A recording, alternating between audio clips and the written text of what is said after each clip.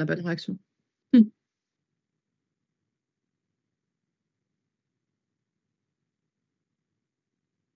Mmh.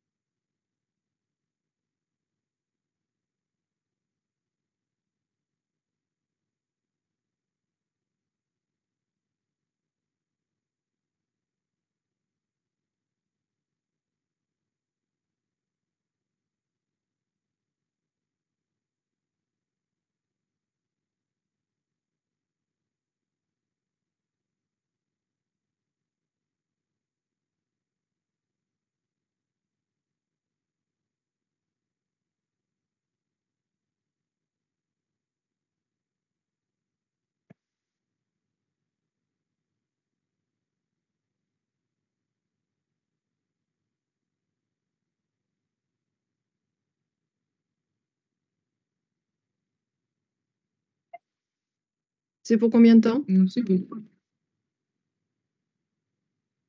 Allez, c'est parti. C'est OK, ça marche, c'est parti. 1/2 heure, c'est bien. Oui, oui, c'est bon.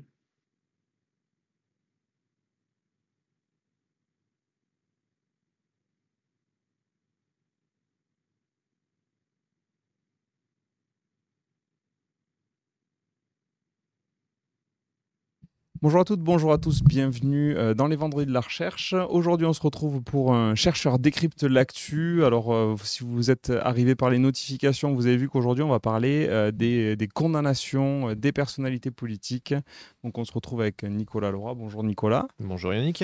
Et aujourd'hui, nous avons avec nous en duplex Sylvie Salle et Nassera Amraoui. Bonjour à toutes les deux.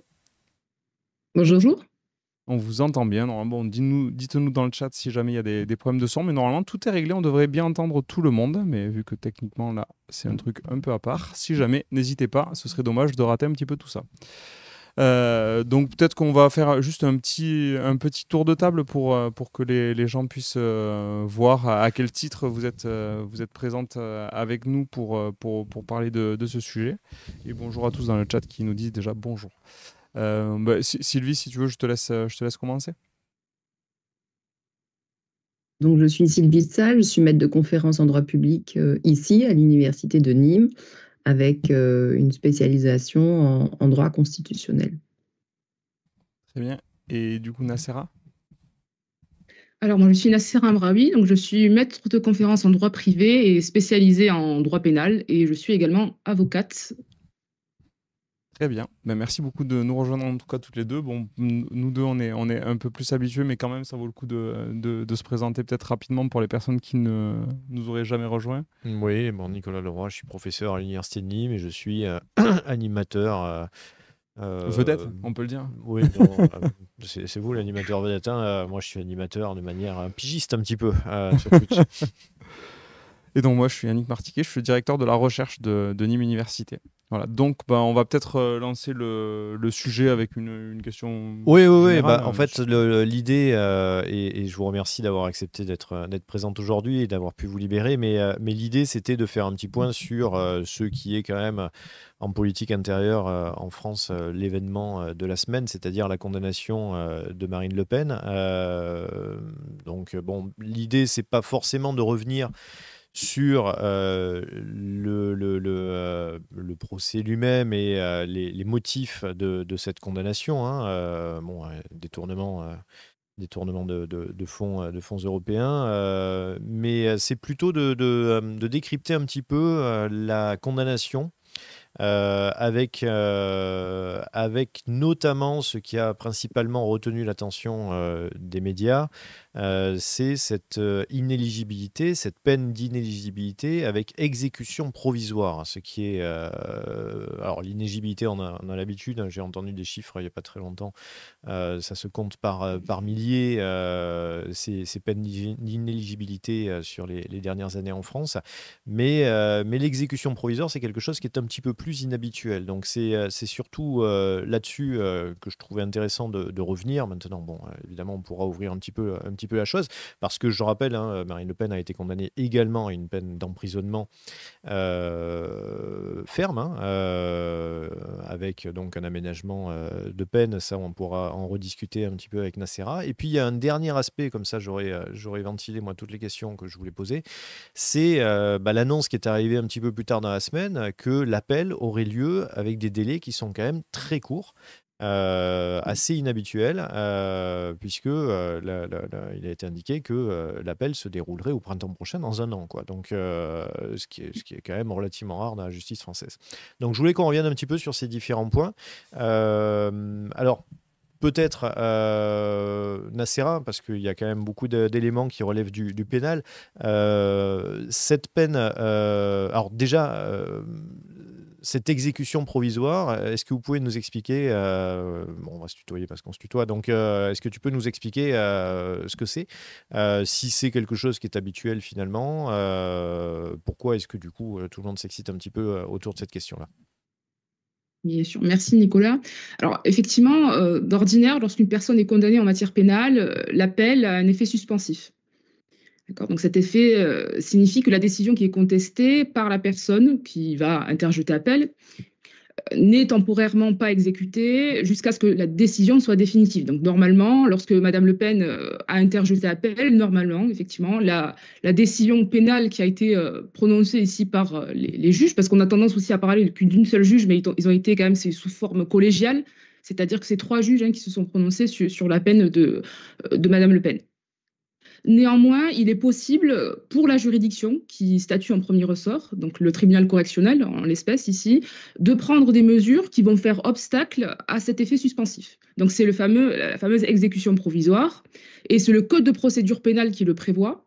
Donc il y a un texte dans le Code de procédure pénale, c'est l'article 471 du Code de procédure pénale, qui prévoit que certaines sanctions pénales, notamment l'inéligibilité, puissent être assorties de l'exécution provisoire, et sans qu'aucun recours particulier ne soit prévu pour contester cette exécution provisoire, cette modalité finalement d'application de la peine. Alors bien sûr, ça n'empêche pas de faire appel, quoi. Ça n'empêche pas de faire appel, sûr, mais... Tout à fait. Mais la mesure d'inéligibilité, elle est applicable tout de suite. C'est-à-dire qu'il n'y a pas l'appel qui d'ordinaire va suspendre les effets de la peine, n'a aucun intérêt, puisque avec l'exécution provisoire, les mesures, et notamment en l'espèce ici la mesure d'inéligibilité, va prendre application finalement tout de suite. Et est-ce qu'il y a des motifs particuliers qui justifient qu'on fait une application provisoire ou plutôt qu'on laisse les effets traditionnels de l'appel, les effets suspensifs? C'est le juge qui va décider. Alors, lorsque le juge pénal décide, effectivement, il rend une décision pénale, ce qu'il faut savoir en pénal, c'est qu'il y a une individualisation de la sanction pénale. Donc, c'est une mesure, ça a une valeur constitutionnelle, cette individualisation de la sanction pénale. Et Sylvie le sait, la décision du Conseil constitutionnel en la matière, c'est qu'il faut effectivement, en fonction de la gravité de la personne qui est en cause, etc., prononcer la sanction pénale. Donc, il peut arriver que pour des cas traditionnels, effectivement, il y ait cet effet suspensif de l'appel, et donc il n'y ait pas d'exécution provisoire. Mais ce qu'il faut savoir, c'est que l'exécution provisoire, ce n'est que pour certaines peines complémentaires, à l'instar de l'inéligibilité. Et ce qu'on remarque, en tout cas, que ce soit les chercheurs ou les praticiens, c'est que de plus en plus, notamment pour les agents publics, notamment les personnes bénéficiant des mandats électifs publics, etc., cette mesure d'inéligibilité, elle est souvent assortie d'une exécution provisoire. Et ça, on le remarque notamment depuis la loi du 15 septembre 2017, qui a la fameuse loi sur la confiance dans l'intérêt public, finalement, qu'il y a cette nouvelle mouvance, finalement, avec cette exécution provisoire. C'est-à-dire que c'est pas un fait particulier, en tout cas, avec la condamnation de Madame Le Pen. Oui, c'est pas du tout quelque chose d'exceptionnel, quoi. Non, pas du tout. Ok. Le fait que le juge sache qu'il y a des échéances électorales à brève échéance, parce que bon, il n'est pas exclu du tout qu'on ait une dissolution au cours de l'année, une dissolution de l'Assemblée nationale. C'est pas sûr, mais c'est pas exclu. Et puis on a bien sûr l'échéance de l'élection présidentielle en 2027. C'est des choses qui peuvent jouer dans ce cas-là pour la décision. Bien sûr, bien sûr. Et là, on l'a remarqué, je pense que ça soit praticien ou néophyte, des personnes qui ne sont pas, effectivement, ils savent la longueur de la justice, notamment pour les procès en appel. Alors, c'est une stratégie de la part des avocats qui est une excellente stratégie, c'est logique. Et même d'un point de vue démocratique, je pense, à mon avis, que c'est quelque chose qu'il fallait faire. Parce qu'avec effectivement tout l'aspect qui en ressort aujourd'hui sur ce déni de démocratie, c'est pas plus mal finalement d'avoir opté pour un procès en appel aussi rapidement. Mais d'un point de vue de l'égalité de la justice, effectivement des citoyens, c'est une question qui se pose aussi, puisque tout le monde sait que c'est extrêmement compliqué, puisque la justice est au bout. Il y a un manque de moyens, que ça soit financier, que ça soit matériel. Mais il est vrai qu'avant l'échéance électorale, c'est pas plus mal que ce procès en appel ait été programmé aussi rapidement. Oui, il n'est pas exclu que les attaques qui ont été assez virulentes quand même de la part du Rassemblement national au cours de la semaine contre la justice, l'indépendance de la justice, aient pu jouer à ce niveau-là, j'imagine. Oui, certainement, puisque il me semble qu'il y a encore des manifestations qui sont programmées dans les jours à venir, et que dans un intérêt pour la justice, la bonne administration de la justice, et surtout dans l'intérêt de la tranquillité publique, c'était le bon choix en tout cas que de fixer une date en appel aussi rapide. Sylvie, l'inéligibilité, est-ce que tu peux nous en dire un petit peu plus? Qu'est-ce que ça signifie? Comment ça s'applique? Bon, je te pose des questions auxquelles je connais la réponse, mais tu vas apporter une réponse bien meilleure que ce que je pourrais apporter. Ça signifie pas qu'elle perd ses mandats actuels? Non, l'inéligibilité, c'est une peine. C'est une peine qui est prononcée par un tribunal. Et cette peine interdit l'exercice d'un droit civique. Et en l'occurrence ici, c'est la possibilité d'être élu. Je ne dis pas le droit à être élu, parce que ce serait encore autre chose. Ce n'est pas ça, c'est la possibilité de se présenter à une élection dans l'espoir de remporter la victoire. Donc être inéligible, ce qui est devenu le cas de Marine Le Pen pour le moment, c'est être dans la situation de ne pas pouvoir remplir des conditions qui sont pourtant des conditions requises pour se présenter à une élection. Et je peux revenir, si tu le souhaites, Nicolas, sur toutes les conditions qui sont à remplir, ou en tout cas les majeures, pour se présenter à une élection présidentielle. Et ne pas être inéligible, c'est bien sûr une condition essentielle.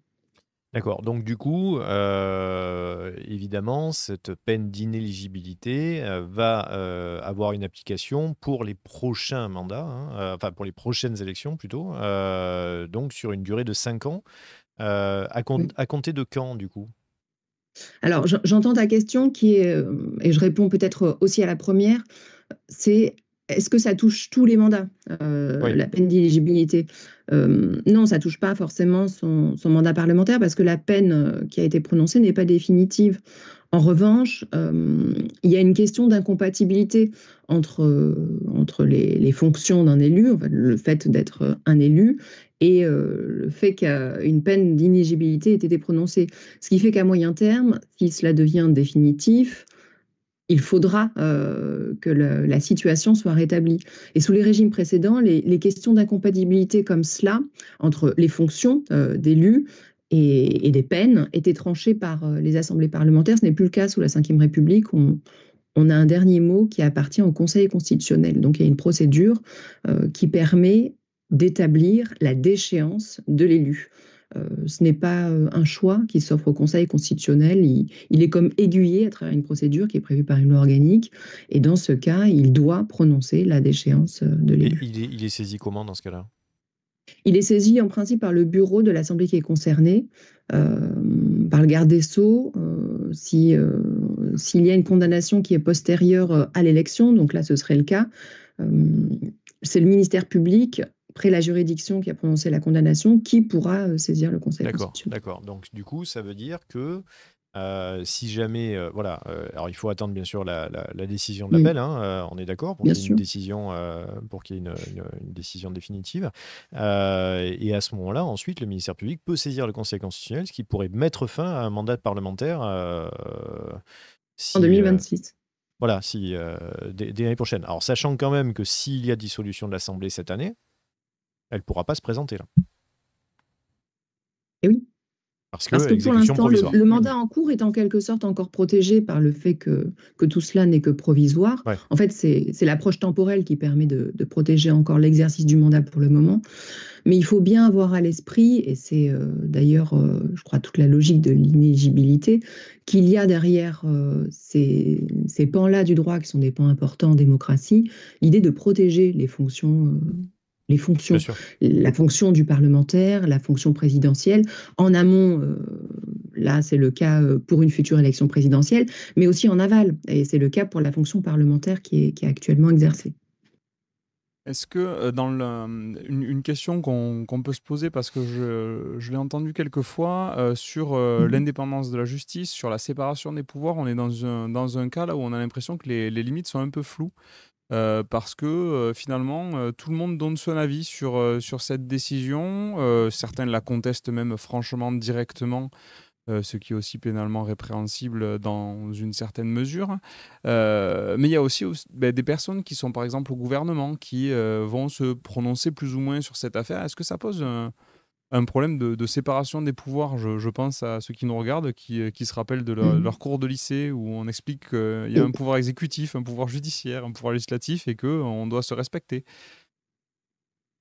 Alors, il y a dans cette question en réalité beaucoup de questions et beaucoup, à mon sens, d'éléments qui sont soit flous, soit vraiment mélangés. En fait, il y a beaucoup de contresens qui sont faits aujourd'hui. Alors, c'est pas évident de revenir par A plus B sur ce qu'est la séparation des pouvoirs, parce qu'en réalité, ce n'est pas une séparation exécutif, législatif, judiciaire, et ça, en L1, en droit constitutionnel, ils le savent bien. On est dans un régime primo-ministériel, dans un régime en plus semi-présidentiel chez nous. Il y a un alignement des forces, qui est que la plupart du temps, il y a un alignement entre l'exécutif, président de la République plus Premier ministre, et majorité, lorsqu'elle est absolue, c'est très simple, lorsqu'elle est relative, ça l'est un peu moins, et majorité au sein de la Chambre basse, qui est notre Assemblée nationale. Donc en réalité, la force qui gouverne, elle est située en bien des endroits et elle mélange exécutif et législatif, en quelque sorte. On appelle ça le pouvoir de gouverner ou le pouvoir gouvernemental.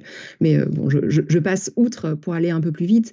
Et les critiques qui sont aujourd'hui formulées sont des critiques qui sont au service évidemment de stratégie médiatique électorale et qui ne prennent pas en compte ce qu'est la réalité ni du droit constitutionnel ni du droit en général. Les magistrats ici, ils ont appliqué la loi. Et la loi, elle permet aujourd'hui l'exécution de l'inéligibilité avant que toutes les voies de droit soient tout épuisées. Les magistrats n'ont pas choisi la loi. Le législateur a choisi la loi en 2016, c'est la loi Sapin. En 2017, avec ses extensions, on était dans une période de grands tournants, on peut le dire comme cela, parce que post-affaire Jérôme Cahuzac, parce que aussi dans un grand moment de retour de la rigueur budgétaire post-crise 2008, où on a essayé d'assainir et de faire en sorte que d'anciennes pratiques, d'anciennes façons de penser, d'anciennes mentalités politiques soient complètement formées par le pouvoir de la loi. Et à partir de là, on a donc élaboré ces fameuses lois 2016-2017 qui sont venues renverser certains principes. Et Nacera l'a très bien expliqué, parce que désormais, il est tout à fait possible, et c'est le principe, que le complément de la peine soit l'inéligibilité, là où ça aurait pu être que de l'exception encore auparavant. Et l'exception aujourd'hui, c'est qu'il n'y ait pas d'inéligibilité. Et donc, les magistrats, eux, ce qu'ils ont fait, c'est qu'ils ont appliqué la loi, mais c'est ce cadre-là, législatif, qui est leur fondement, qui est remis en question, en quelque sorte, à travers cette affaire. Et plus globalement, cela fait écho à la grande critique qu'on appelle critique des gouvernements des juges, que l'on retrouve, hélas, très souvent aujourd'hui, notamment à travers la montée en puissance de forces populistes, soit dans la conquête du pouvoir, soit au moment où cette conquête est réalisée. Et donc, ce n'est pas toujours bon signe. Donc, dans ce mélange-là, ce qui est un peu perturbant, c'est que des magistrats qui, à travers un processus qui est l'échange des arguments, le procès que l'on qualifie d'équitable, ou en tout cas les arguments versés pour que de chaque côté on puisse s'exprimer de manière impartiale, tout cela a eu lieu. Il y a le déploiement de cette procédure judiciaire qui a eu lieu. Il y aura un appel possible, mais il y a toujours cette ombre qui plane du gouvernement des juges. Et c'est assez compliqué. D'ailleurs, le président Soulard est intervenu, le premier président de la Cour de cassation est intervenu dans une tribune, enfin, en tout cas dans une interview dans Le Monde, qui explique très bien à travers un langage qui est choisi, qui est avec des termes qui sont pondérés, combien le système de la justice est un système d'aiguillage. On voit les faits, on les compare à la loi, et la loi aujourd'hui en vigueur est bien plus élevée, bien plus forte, bien plus contraignante qu'auparavant. On compare ces faits-là, et ici, ils sont caractérisés. On les compare, il y a des tournements de fond et on sanctionne. Voilà, je ne sais pas si j'ai répondu de manière suffisamment précise à la question que tu posais, mais c'est un sujet qui m'inquiète en réalité, la vulnérabilisation de la justice et des juges, des cours constitutionnels en général, au regard de stratégies politiques. C'est une tendance qui s'est renforcée. Oui, c'est évidemment un sujet inquiétant. C'est la question, c'est les fondements de la démocratie et l'existence Ouais. de cadres réglementaires et d'application. Donc évidemment, Et donc évidemment, si on peut retourner tout cela et faire, quand on est en poste de gouverner ou en poste de créer la loi, si on peut retourner tout cela et faire en sorte de dire ce qu'est le droit à la place du juge, c'est compliqué. On a une confusion. Il n'y a plus d'état de droit. Nacera, donc là maintenant il y a un appel. Alors on a entendu des choses qui peut-être il y a un petit besoin de clarification. Déjà, je pense qu'à des fins pédagogiques, ce serait pas mal si tu nous rappelles le principe de l'appel, c'est-à-dire que qu'est-ce qu'on a? Est-ce que l'affaire va donc être rejugée? Sur quelle base? On a quand même eu une instruction qui a été assez longue sur cette affaire. Donc que se passe-t-il là sachant qu'on a un procès qui est prévu dans 1 an. Donc, est-ce que ça pose pas des difficultés là aussi? Et puis, ça a circulé également l'idée que le Rassemblement national ou Marine Le Pen allait saisir la CEDH, donc la Cour européenne des droits de l'homme. Est-ce que tu peux nous expliquer comment l'articulation se fait en la matière et si saisine il y a, est-ce qu'elle est possible, à quel moment elle est possible, etc. Bien sûr. Alors, déjà, juste un petit point sur ce que disait Sylvie, effectivement, sur ce déni de démocratie. La difficulté, c'est qu'on est en plein aussi procès Sarkozy avec l'affaire Kadhafi, l'affaire du financement libyen.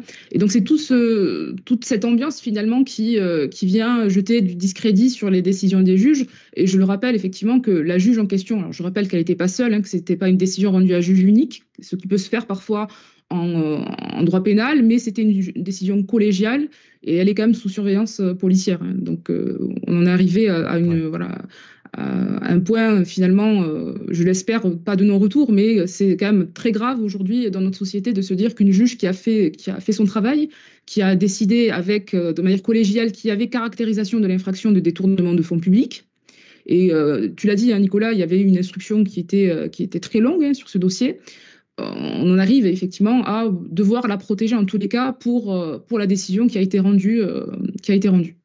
Alors oui, il y a appel, et l'appel, comme je l'ai dit, était suspensif et dévolutif, c'est-à-dire que la chambre d'appel correctionnelle va retravailler finalement sur l'affaire et va se prononcer à nouveau, donc avec des juges différents sur cette affaire.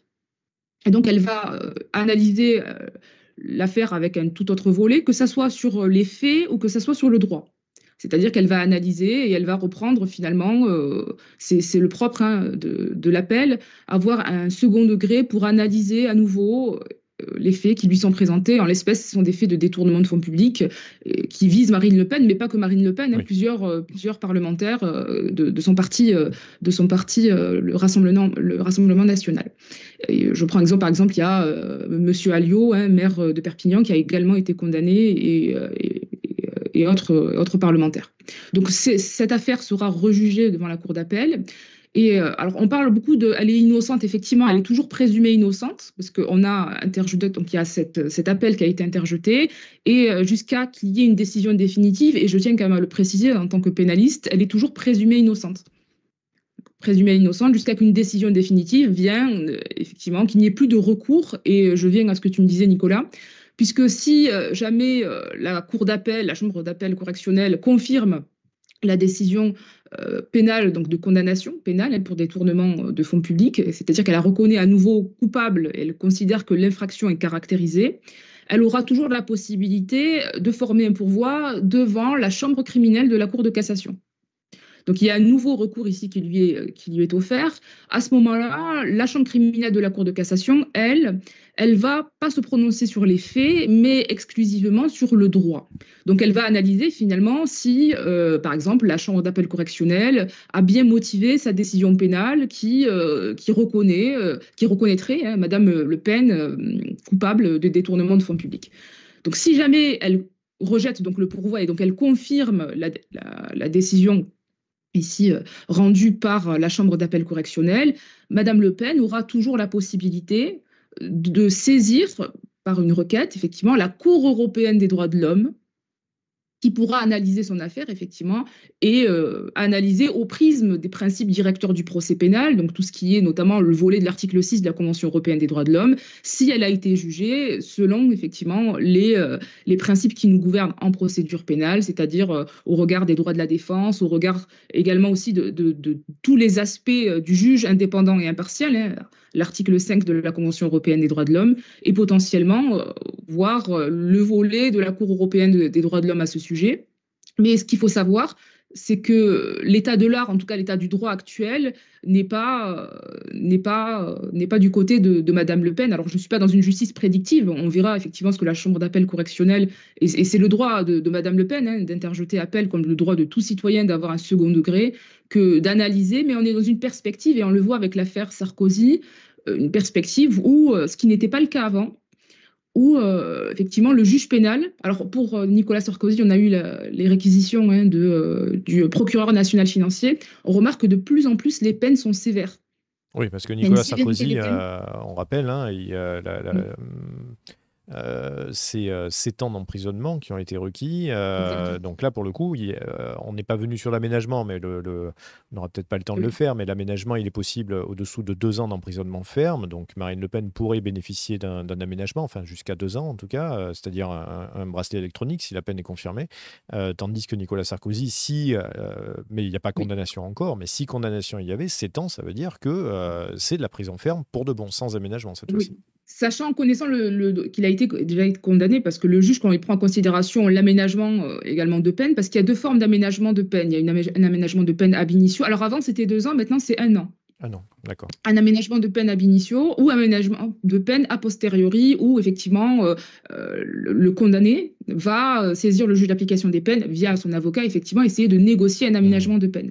Alors avec Nicolas Sarkozy, tu l'as dit, Nicolas, c'est que la difficulté, c'est que manifestement, il a un casier judiciaire assez, Il en a tout cas déjà eu un assez, bracelet voilà. électronique, si je ne m'abuse. Il a eu des condamnations, bien qu'il soit sous forme de il y a une condamnation là qu'il exécute sous forme de bracelet électronique, et ça va être extrêmement compliqué, en tout cas vu le quantum de la sanction qui a été prononcée dans les réquisitoires du parquet national financier, que d'aménager la peine, puisqu'on est sur 7 ans d'emprisonnement, puisque ce sont quand même des faits graves qui sont reprochés à M. Sarkozy, et au regard également de son ancienne qualité de président de la République, ça va nécessairement jouer, et ça pourrait être effectivement une première voilà. En tout cas, dans l'aspect prononcé des peines, on constate que de plus en plus, le juge pénal prononce des peines qui sont sévères, alors qu'avant, ce n'était pas du tout le cas.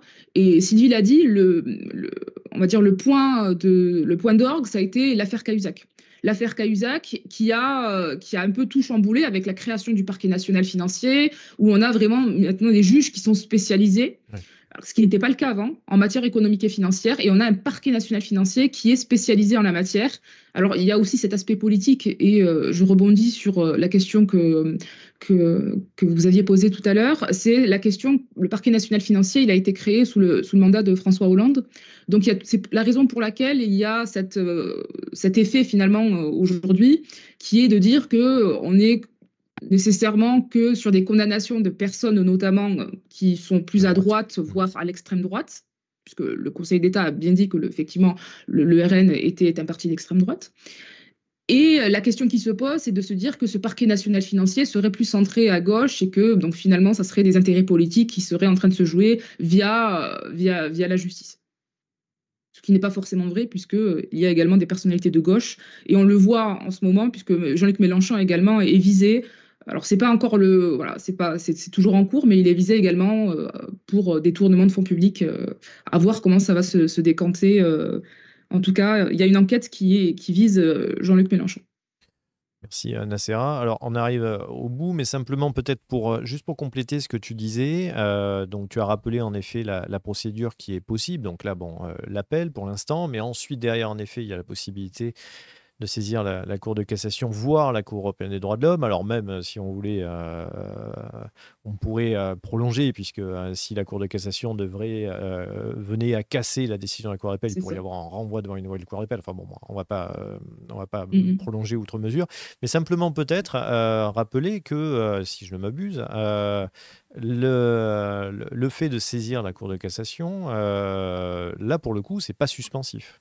C'est-à-dire qu'après la peine, si la peine est confirmée par la Cour d'appel, là pour le coup, on sera sur une application de la peine. Oui. Donc si jamais il mais y a peine de prison, ça veut dire qu'elle sera amenée à subir cette peine de prison, quoi. Ah, si vous voulez dire, parce que si, en gros, tu veux dire, Nicolas, si elle saisit la Cour de cassation. Oui. Oui.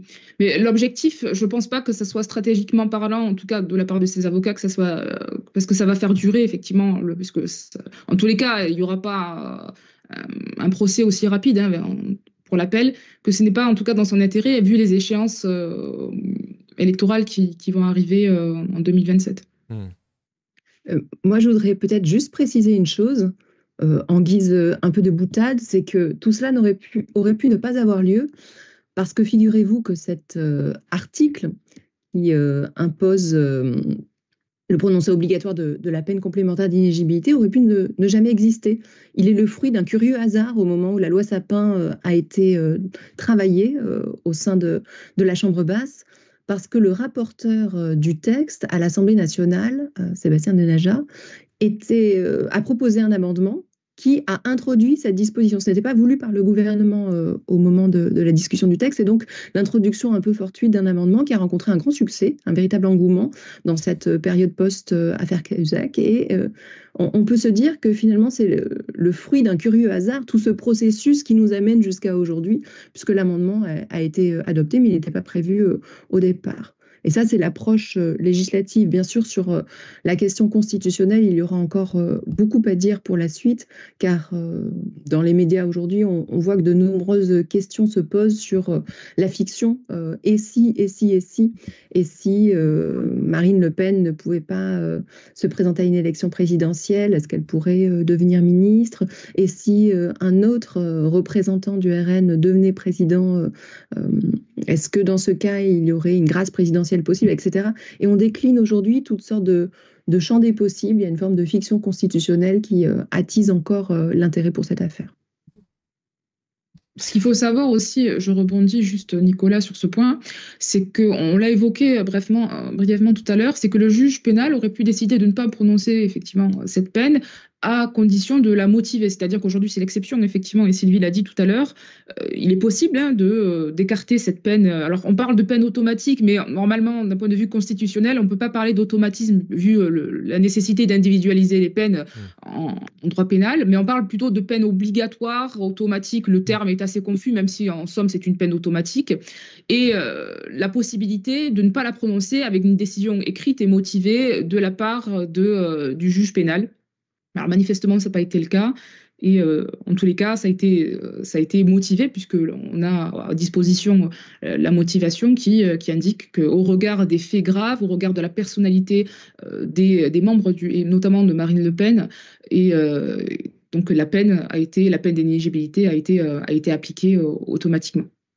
Et d'ailleurs, il n'y a aucun recours spécifique qu'on peut diriger contre l'exécution provisoire. En revanche, l'une des stratégies, et ça c'est sur le plan constitutionnel, qui sera sans doute reliée à l'appel, c'est de tenter une QPC, de déposer une question prioritaire de constitutionnalité pour remettre en jeu, en quelque sorte, la loi, et en particulier. Exactement. Et en droit pénal, il y a tout un stock de dispositions qui ne sont jamais passées au crible du contrôle de constitutionnalité. Ce n'est pas encore du flux, hein. On a encore tout un stock a priori, et certains articles, dont l'article 471 alinéa 4, sans entrer dans le détail, pourraient en faire partie. Et dans ce cas, la stratégie qui sera sans doute celle choisie par Marine Le Pen, ce sera de rattacher une QPC à son appel. La QPC fera, comme elle est prioritaire, question prioritaire de constitutionnalité, fera que le Conseil constitutionnel devra se prononcer avant même que l'appel ne soit rendu définitif. Il faudra d'abord se prononcer alors sur la constitutionnalité de la loi, qui est le fondement de cette affaire, avant que l'affaire ne soit définitivement jugée. Oui, donc on a encore à rediscuter de tout ça, et du coup, on peut déjà quasiment se donner rendez-vous dans une grosse année, hein, pour rediscuter de tout ça. Oui, absolument. Donc, je pense qu'on aura la possibilité d'en reparler. En tout cas, merci beaucoup Merci. pour votre présence, pour ces éclaircissements. Je crois que c'est important dans une période où en effet on entend tout et n'importe quoi, de revenir aux fondamentaux. Et donc vous l'avez fait de manière très claire. Donc merci beaucoup pour tout ça. Ouais. Oui, merci pour vos interventions. Je pense que pour ceux qui nous regardent, si après une session comme celle-ci, vous n'avez pas un peu de passion pour le droit qui s'est déclenché, c'est que vous devez aller rapidement consulter, hein, parce que vous devez avoir un problème quelque part. Non, c'est de l'articulation droit pénal, droit constitutionnel marche forcément extrêmement bien. Donc là, on voit qu'il y a plein de pistes et qu'une affaire qui peut sembler très ancrée dans l'actualité, en fait, appelle à plein de réflexions sur les mécaniques juridiques qui peuvent exister à tout niveau. Donc merci encore une fois pour vos interventions. Oui, et puis on voit, hein, pour conclure, que, comme tu l'as dit Sylvie, alors la séparation des pouvoirs, on nous l'apprend bien sûr, mais la séparation des pouvoirs, c'est avant tout quand même de la complémentarité des pouvoirs aussi, hein. Le juge ne fait qu'appliquer la loi, et donc évidemment attaquer le juge, C'est une grossière caricature. Il y a la loi derrière, et donc si on doit contester quelque chose, c'est la loi, et venant évidemment de gens qui sont en position de législateur, c'est assez étonnant, quoi. Exactement. Merci encore, merci à tous Merci. pour votre attention et pour votre Merci. écoute, et puis merci Nacera, merci Sylvie, à très bientôt. À très bientôt. Au À revoir. À bientôt. bientôt. Merci.